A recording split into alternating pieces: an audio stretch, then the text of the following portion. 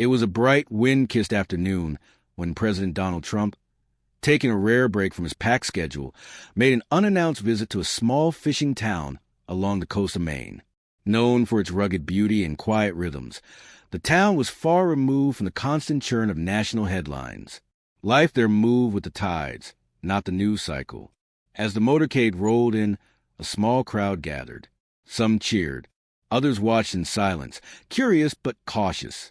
Among them stood Jack Miller, a man in his late 50s whose face bore the unmistakable marks of a life spent at sea. His hands were thick with calluses, his hair streaked by years of sun and salt. Jack was a fisherman, had been for as long as anyone could remember, and nearly everyone in town knew him. Jack hadn't planned on meeting the president, but when he saw Trump standing near a line of weathered fishing boats, gazing out over the water with an unguarded, thoughtful expression, something stirred in him. After a moment's hesitation, Jack stepped forward. "Mr. President," he said, tipping his worn cap, "I don't have much to offer, but I hauled in a fresh catch this morning. Would you join me for a meal? I'll cook it right here."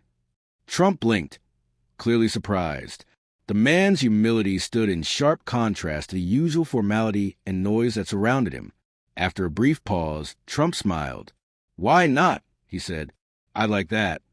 Jack led him to a small, weather-beaten fishing shack a short walk from the docks. Inside, a stove crackled softly as Jack went to work. He moved with the steady confidence of someone who had done this thousands of times. Filleting the fish, seasoning it simply with butter, salt, and pepper, then laying it gently into the pan. Trump sat in an old wooden chair, the scent of fresh fish filling the room. There were no cameras, no aides pressing in, just the quiet hum of a town settling into itself. He felt a calm he hadn't known in a long time. When Jack slid the plate across the table, he shrugged. "Nothing fancy, just what I catch every day." Trump took a bite and paused. The flavors were clean and honest, unmasked by excess. For a moment, he closed his eyes. "This is incredible," he said softly.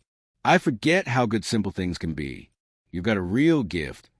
Jack smiled, modest and unassuming. "Just doing what I love."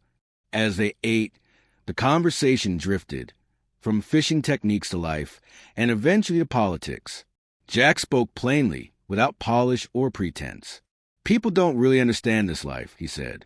"We fight the weather, the markets, sometimes even the government, just to keep going." Trump listened carefully, staring out the small window toward the open ocean. "I hear you," he said. "No matter how high someone climbs, it's people like you doing the real work. We can't forget that." Jack studied him for a long moment. "I hope you mean it," he said, "because folks like us often feel forgotten." "I won't forget," Trump replied, "and I'll make sure others don't either." Later, they stepped outside as the sun dipped low, painting the water in gold. Jack's boat rocked gently in the harbor. "This town's hanging by a thread," Jack said quietly. "All I'm asking for is a chance to keep doing what I love." "You have my word," Trump said. The next day, at a rally nearby, Trump stood at the podium, but his thoughts kept drifting back to the fishermen and the meal they'd shared. Mid-speech, he spoke of a man he'd met in Maine. "A fisherman," he said, "someone who works with his hands, who keeps this country moving forward. We can't lose sight of people like him." The crowd applauded, but it was a sincerity in his voice that caught attention. A clip of the moment spread quickly, sparking conversations nationwide. Commentators called unexpected, genuine. Back in Maine, Jack went about his usual routine, unaware of the stir he'd caused. When he finally saw the clip on the news, he shook his head in disbelief. "I just wanted to share a meal," he muttered. Still, he smiled. Soon messages began arriving, from fishermen, from strangers, from people who felt seen. One message stood out, from a local politician interested in supporting small fisheries. A meeting was scheduled. Jack remained skeptical, but as he prepared his nets that evening, the ocean stretching endlessly before him, he wondered if something simple, an honest meal, a quiet conversation, had truly made a difference. Perhaps it had. The politician was well-dressed, his smile polished, and his manner easy, the kind of practiced charisma Jack had learned to distrust over the years. Yet as they sat across from one another, something felt different. The man didn't lecture or condescend. Instead, he listened. He asked careful, pointed questions about the realities of life on the water, the tightening environmental regulations, the rising cost of fuel, and the growing pressure from large corporations squeezing small fishermen out of business. "I want to make sure you get a fair shot," the politician said earnestly. "We're drafting a bill that would offer grants and tax breaks to small operations like yours." Jack, who had spent most of his life skeptical of promises made behind desks far from the docks, felt something unexpected stir inside him. Hope. Maybe, just maybe, things really were beginning to change. A week later, his phone rang. "Jack," came a familiar voice. "It's President Trump." Jack straightened instinctively. "Mr. President." "I just wanted to check in," Trump said. "I heard you're meeting with folks about those grants we talked about. I want to make sure they're treating you right." Jack was stunned. "I didn't expect to hear from you, sir, but I appreciate it." Trump's tone was warm, almost personal. "I'm just doing what I can. People like you, you're the backbone of this country. Don't forget that." Jack swallowed. "Thank you. That really means a lot." Word spread quickly. The town began to feel it, a ripple effect from a single, simple meal. Fishermen gathered to talk, not just about survival, but about unity, about protecting their way of life. Jack was chosen to lead the meetings, not because he sought the role, but because he had spoken up when it mattered. He wasn't powerful. He wasn't wealthy. But he had something more important: a voice. Months passed. With new grants and policies in place, Jack's business began to recover. The media frenzy faded, but the impact endured.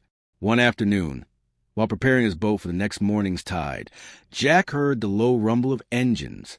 A motorcade rolled into town. Trump stepped out, smiling. "Jack, how's the fishing?" Jack laughed. "The fishing's good, Mr. President, but it's the community that's doing better.